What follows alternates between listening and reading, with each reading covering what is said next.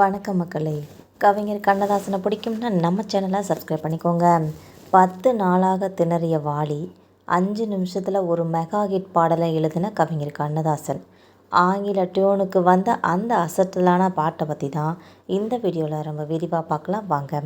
நடிகர் எம்ஜிஆர், ஜெயலலிதா, நம்பியார், நாகேஷ் இவங்கெல்லாம் சேர்ந்து நடித்த இந்த படத்துக்கு MS விஸ்வநாதனும் மற்றும் ராமமூர்த்தியும் சேர்ந்து இசையமைச்சிருப்பாங்க.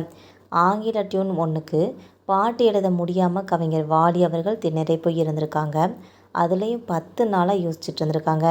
அந்த டியூனுக்கு 5 நிமிஷத்தில் ஒரு அசத்தலான பாடலை எழுதி கொடுத்து எல்லாரையுமே ஆச்சரியப்படுத்தியிருக்காங்க கவிஞர் கண்ணதாசன் அவர்கள்.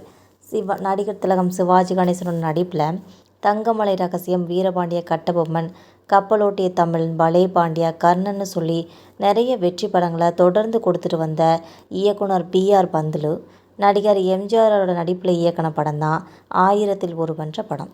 இந்த படத்தில் நடிகர் எம்ஜிஆர், ஜெயலலிதா, நம்பியார், நாகேஷ் எல்லாருமே சேர்ந்து நடிச்சிருப்பாங்க. இந்த படத்திற்காக MS விஸ்வநாதனும் ராமமூர்த்தியும் சேர்ந்தே இசையமைச்சிருப்பாங்க. இந்த படம் தமிழ் சினிமாவில் அப்போ பெரிய வெற்றி பெற்ற நிலையில் பாடல்கள் எல்லாமே ரசிகர்கள் மத்தியில் ஒரு நல்ல வரவேற்பு பெற்றுச்சுன்னே சொல்லலாம்.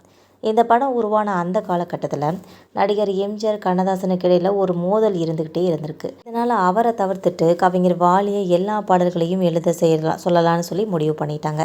இந்த படத்தில் அடிமைகளை மீட்டு அழைச்சிட்டு வரப்ப அவங்கள உற்சாகப்படுத்துகிற மாதிரி ஒரு பாடலை எழுத வேண்டிய ஒரு சூழ்நிலை இருந்திருக்கு.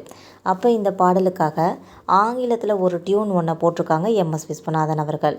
ஆனால் 10 நாளாக இந்த பாடலை எழுதுறதுக்காக கவிஞர் வாலி அவர்கள் திணறி போயிருக்காங்க. இந்த விஷயம் நடிகர் எம்ஜிஆருக்கு தெரிஞ்ச உடனே அவரோ கண்ணதாசன்கிட்ட கேளுங்க பாடல் கொடுப்பார்னு சொல்லியிருக்காங்க. அதுக்கப்புறம் கண்ணதாசன் அவர்கள்ட்ட போய் கேட்டப்ப நடிகர் எம்ஜிஆரா என்கிட்ட பாட்டு கேட்க சொன்னார் அப்படின்னு சொல்லி கேட்டுட்டு உடனே அனுப்புறேன்னு சொல்லி 5 நிமிஷத்தில் பாடலை எழுதி கொடுத்துருக்காங்க. இந்த பல்லவியை கேட்டதுமே நடிகர் எம்ஜிஆர் அருமையாக இருக்குது அப்படின்னு சொல்லிட்டு தேவையில்லாமல் சண்டை போட்டுட்டேன் அவங்கிட்ட அப்படின்னு சொல்லியிருக்காங்க. அவனால் மட்டும்தான் இது மாதிரி நல்ல பாடல்லாம் எழுத முடியும். கண்ணதாசனை உடனே நேரில் சந்திக்கணும்னு சொல்லியிருக்காங்க. அரசியலில் வந்த அந்த மோதல் இந்த ஒரு பாடால் திரும்பவும் இவங்களை ஒன்றா சேர்த்துருச்சுன்னே சொல்லலாம்.